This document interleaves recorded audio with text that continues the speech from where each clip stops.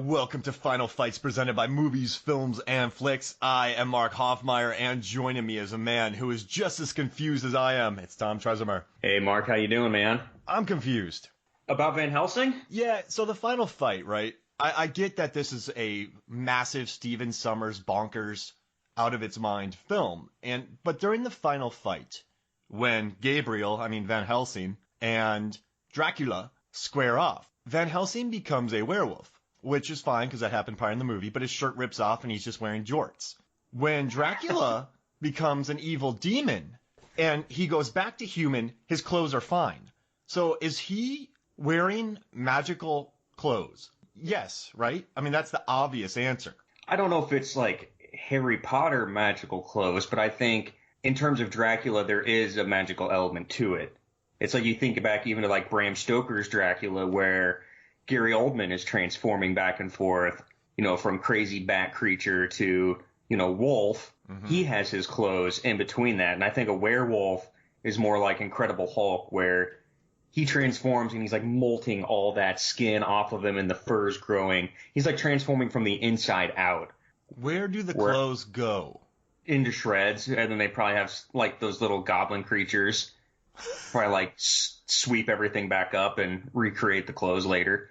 Wait, so that's amazing. So when they're fighting in the final fight that we're talking about, the final fight between Van Helsing and Dracula, as well as Alira and Anna and Frankenstein and Alira, he has the greatest throw of all time on a vampire. She flacks into the wall. It's glorious.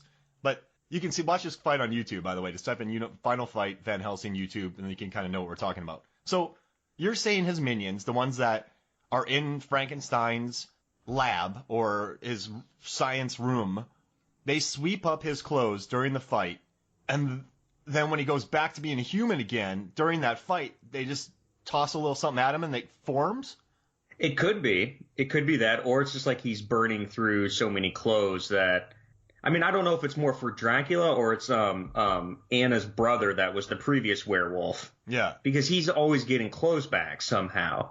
Mm-hmm. And where are they getting those clothes? They're probably just picking up the shreds from when he's morphing in the lab on that table.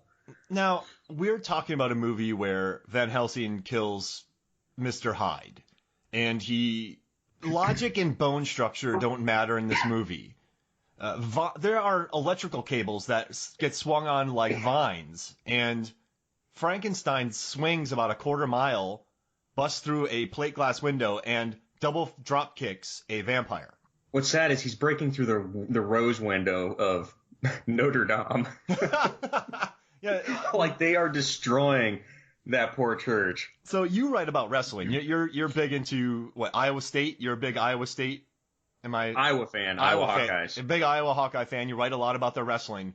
How was the grappling between Van Helsing and Dracula in this movie? How was their grappling? It was pretty solid. I mean, they both got some good throws in. A lot of throwing in this movie. I feel like when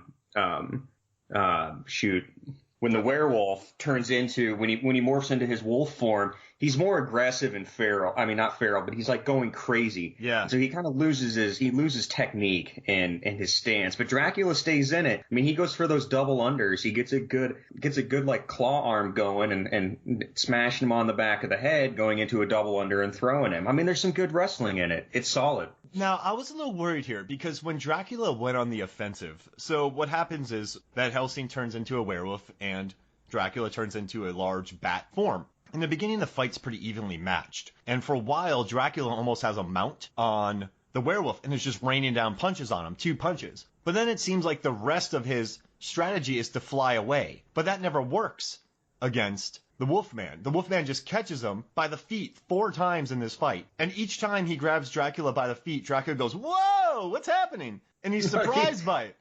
He's surprised that the werewolf is trying to kill him. At the 4th time when his feet get grabbed and he goes, "What?"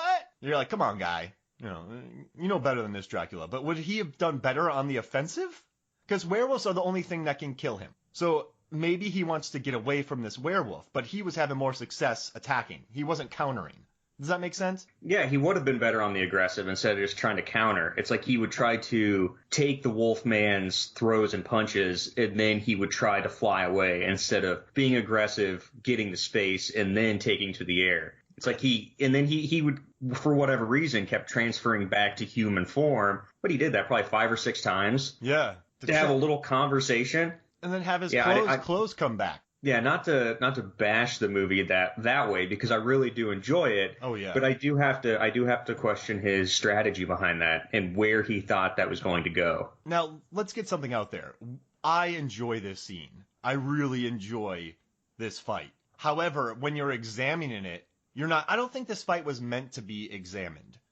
Because the more you think about it, you're like, what is happening here? It's supposed to be just a popcorn, forget about it afterwards. But yeah, I do love the gag where the werewolf is choking. I don't know why, but the werewolf is choking the giant bat. Van Helsing goes back to normal because the full moon gets covered up by clouds. Yes. Lets go of the hand, and Dracula is just sitting there grabbing the big bat is in the background, grabbing his throat, going, eh. Well, he was choked there for a good, I don't know, by a werewolf. 10 seconds. So he was trying to get his larynx and his esophagus back in line before he goes and gets his butt kicked more. So I guess we should do a quick who, what, where, when, why. So the who is Van Helsing and Dracula. It turns out that Van Helsing was once Gabriel, and he killed Dracula? The Archangel. Gabriel. Yep, the left hand of God. And he is the one who, you murdered me. That's what Dracula tells him. So this is their rematch. And they're fighting so that, and there's kind of a time crunch because Dracula's babies are being born because he shocked Frankenstein's monster, and that's bringing them back to life. And they're all in these like cocoon egg sacs. So they're coming back, and then we have the what. They're at just the fight where it's at Frankenstein's castle. I think it's actually at Count Dracula. Oh, Count Dracula. I think it's at Dracula's castle. Oh God, Dracula's castle, and that's where Frankenstein worked. Is that in the beginning? Yeah, that was at the very beginning, but I don't know if it's the same place. Oh, it's a different castle because it's so much bigger, and there's so many electrical cables to swing from. Yeah, you have to have more of those. George of the Jungle. There's a couple fights that we see in this. We see one between Frankenstein and Alira, where Alira's fighting Kate Beckinsale. Frankenstein comes in, and he grabs Alira by her feet, throws her 30 yards face first into a wall, and there's a splat sound. Is that your favorite thing that's happened ever this century in film? It's probably up there, because Frankenstein, part of this is just an underdog tale. Yeah. Like, Frankenstein is he's so misunderstood in this movie. He just wants to be left alone. Yeah, he just wants to be left alone. He's not a bad guy. There's no evil in him. He just wants to go about, doing his own thing and eating crazy animals in his cave. And he gets dragged out and he's tortured. So Frankenstein has Alira under control, and he tells Kate Beckinsale to go help Van Helsing. She gets on a rope, which is hung from I have no idea where. And she swings. She's going about 30, 40 miles an hour. And she needs to get this weapon, this spear, from David Wenham, who plays he's Carl. He's like a monk, I guess, kind of a really funny friar. She's going about 40 miles an hour on a cable. He throws this thing perfectly underhanded. It goes about 30 yards, and she snags it with one hand. Then the vampire Lyra catches up to her, smacks her against a wall. She's human, bear in mind. She hits a wall at about 40 miles an hour, kind of like brick, stone wall. And Alira's like, I'm gonna kill you. I'm gonna drink your blood. I'm gonna live forever. And Carl throws a spear to Anna. Anna catches it and she kills Alira. Now, her line that she says to Alira is, if you're going to kill someone, kill them. Don't stand there and talk about it. Is that a good line? I think it's a fantastic line because it's probably wise advice to live by. Well, you know what? In the real world, sure, but it's not a one-liner. It's like she stretches it out into like a 4-liner. Alira has so many opportunities to kill Anna in this movie, and every time she just stands there and talks about it. And I think it was really bugging Kate Beckinsale's character. Just kill me already. Get it done. If you're going to do it, do it. Mount up and let's go. She doesn't like to waste time in this film, so she's probably really annoyed by one of Dracula's wives, right? Brides. I would be. It's just, you never hear two-liner one-liners. Does that make sense? It does make sense. Stick around. Let off some steam. I'll see you at the party, Richter. Like, that's about as long as they should get. But I think she does a better job with this line than in X-Men, the one about the toads. You know what happens to a toad when it gets hit by lightning? Same thing that happens to everything else when it gets hit by lightning. Yeah, that's kind of long. But it's a long, I don't know. So you don't mind the 2-sentence long one liner. I feel like it probably could have been something better, offer a little more punch to it, but I feel like Stephen Sommers was probably under a time crunch at that moment where he's like, you know what? Alyra just does talk. She talks way too much. She needs to be put in her place. Yeah. But I mean, and only a spear is going to do that. I feel like Kate Beckinsale, if you go through the history of supporting characters in films, she runs more and covers more ground than any other supporting characters in not in spaceships or in cars. She's always running in this film. She has a fantastic run too. I was thinking about that last night when I rewatched this. She has a great action run. Oh, yeah. I mean, Kate Beckinsale's an action star. I love her. I love all the Underworld movies. It's just there's that scene where the vampires or Dracula's brides attack the village, and there's just a scene in the background where she runs about 40 yards. Right? I'm not like she's just running around and she's just running. She's running from something, even though the brides aren't in that area at the moment. She's running. She just zips by. Do you think Stephen Sommers just fell in love with her run and he just said run? I'd like to think at that moment he needed a cross. He needed some sort of background cross. And so they've got Kate Beckinsale there in her cast chair, and he's like, hey, you're kind of off in this area, but I think we could just have you run through and add some movement to the scene. Do you think that had to have been a Stephen Sommers? That couldn't have been an overzealous first AD or second, right? No, that was Stephen Sommers. I mean, he's the one who put in the little he put in the little goblin on the little hand crank bicycle that goes through every single shot at the castle. Yeah, when they're working on getting Frankenstein up and getting him hit by lightning, there is so much movement in that laboratory. I mean, there are crosses on top of crosses, and then there's a cross below a cross that's on top of a cross. So I guess when we're saying when we say background crosses, it's where when you're watching a movie. So if Tom and I are fist fighting inside of a coffee shop, and people fist fight in this coffee shop every day, and so the coffee shop painters aren't worried about it, in the background you're going to see an extra walking from one side of the frame to the other, and that's just the cross. And I'm sorry if you knew that already, but she does the most random running cross I've ever seen in my life.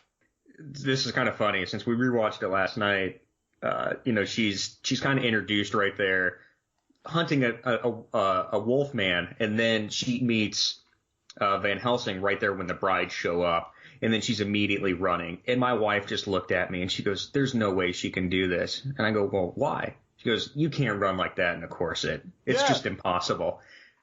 But I think if you're being chased by vampires, you could do just about anything. Sci-Fi Wire wrote a piece. The author, she was funny. So she said that she gets put into a corset, and then she's like, "I don't want this corset." Then she gets put in her battle corset. Like, her ribs would be dust. Shows Kate Beckinsale, though. She's tough. She's awesome. I love Kate Beckinsale. You and I could not do that, Tom. Not even close. You and I would be miserable complaining all the time. She just nails it. My gut right now couldn't fit into any corset. Now, at the end, during the fight, Dracula looks at Van Helsing and says, "I can give you your memory back." And Van Helsing's like, "Nah." Wouldn't you want your memory back? Nah. Oh, okay. Fair enough. Not at that point, man. He thinks he's going back to Kate Beckinsale when this is all done. Yeah, you're right. He's going to get with the other monster hunter. We got to get to that in a second here. So he's like, "Nah." And then Dracula's all cocky because Van Helsing's back in human form, as human as Hugh Jackman was in 2004. Dude was jacked. Now, he turns back into a werewolf, and he just bites Dracula's throat like he's nothing. So are werewolves that much more powerful than vampires, even king vampires in this world? I think Dracula's just that stupid. I don't think there's any way Dracula should have lost that fight. No. But he did. Yeah, he got cocky. There's a couple really neat flourishes. So there's a scene where Van Helsing turns into his werewolf form, and he pops out his nails and he starts scraping them on a piece of the laboratory equipment. Isn't that great? That is good. He just starts slashing that. And then I like when Dracula is like, man, we can become friends. We can become partners. Like he wants to be buds with Van Helsing, right? Or is he trying to beg for his life?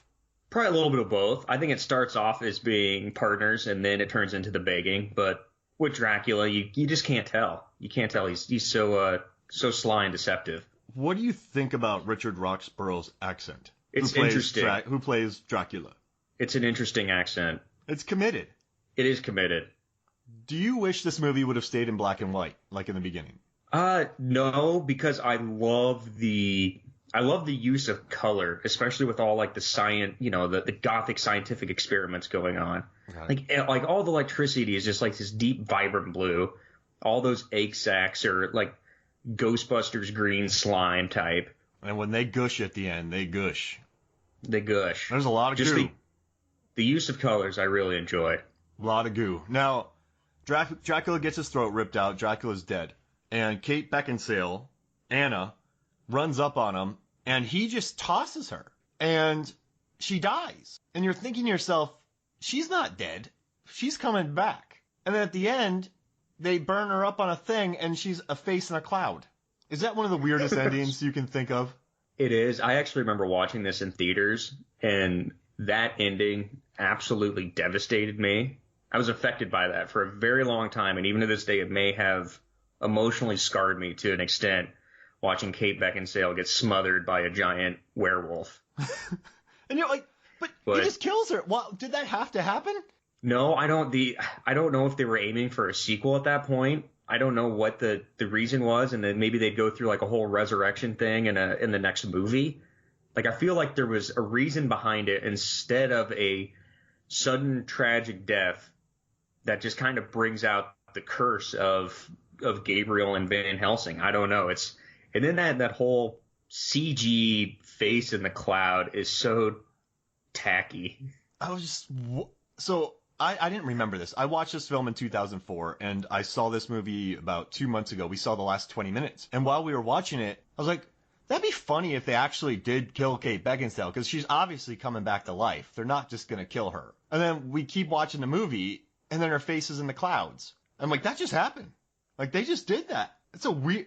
Remember, I put that post on Movies, Films, and Flicks, and I was like, this is the weirdest thing I've ever seen. And then you liked it. You're a big fan of this film, so I had to talk about the final fight for this series. But yeah, it's a strange film. So what are your favorite parts of this fight, real quick? What's if you had to take something away from this fight, a 1 5-second clip, what would you show people? The only 5 seconds of this entire fight that mattered to me is Van Helsing's first transformation. Like, you've got a nice shot of him standing in front of the window with the clouds behind him, and the clouds dissipate into that full moon. And then he morphs, and that is the biggest, baddest werewolf we have ever seen in cinema history. Really? I mean, he would do... Oh, like the baddest in cinema history, not like the coolest looking. No, that's what I mean, like coolest looking, baddest mofo around. Like, he would make all the lichens and underworld, quiver in fear from him. I mean, it's Hugh Jackman as a werewolf. Yeah, it's bad. It is Wolverine as a werewolf. And he destroys Dracula. He throttles him. Just wipes him out. So for me, it would be the scene where Frankenstein throws Alira into the wall. Because he throws her a good 30 yards and she just splats. Such a great noise. I like that. It's kind of the Rudy moment of this movie. Like, Rudy finally gets his big chance to shine. I mean, he is powerful, Frankenstein. Like that Rudy Stein. Rudy Stein. Sean Astin Stein. Yeah, he's and then he goes, no, when he tells her to leave. He just belts that out. I think that's my favorite pronunciation of the word now ever in a movie. No! You could make a drinking game off of how often he screams in this movie. He yells after every line that he delivers. I read that he's a singer. Stephen Sommers hired him because he was a professional singer. So that's why he was hired. Because he's always doing a no! Like, he's really belting music out. The guy's an opera singer. I did not know that. That's fantastic. I love the steampunk leg, too. Whenever he walks, his leg goes tss, tss. That's so cool. But, like, is this a good fight between the two of them? Could it have been better? Final thoughts. I think they could have gone, besides the throws, I feel like they could have really slugged it out a little bit more instead of Dracula kind of doing the duck and dodge. and trying to fly away. I would have liked to seen, for as much destruction as they caused, I think they could have really cranked it up another level. No, I think you're right. It's Dracula. He's on the offensive, lands some sweet punches, and I got very excited. Then he just tries to run away and gets his feet grabbed, and then he gets his throat ripped. Very MacGruber-esque. They could have really, Michael Bay'd this thing. Instead, they kind of tapered out there at the end, which is unfortunate because the rest of the movie is fantastic. This is good. Well, thanks for joining me, man. I had to talk about this, and I'm glad that you kind of knocked down a lot of the things I had to say because I was kind of hating on the line. A little bit on some of the moments, the close, but you really put a lot of it in perspective for me. And one thing I want to point out is that is the slowest 12-second countdown clock I think we've ever heard. Oh, ever. Yeah. Did time slow down? Or it just didn't exist. I mean, they're in a completely different world at that moment, so... Yeah, you're right. They're in Sommers' world. Yeah, Stephen Sommers does have a different world. The destruction in his films are so amazing. Like G.I. Joe, cities just get leveled. They have an entire underwater Arctic base that gets destroyed. Jeez Louise. All right, this was fun, man. Thanks for joining me. Thank you. So for Mark Hoffmeyer, for Tom Treasurer, this is Final Fights. We'll see you next week.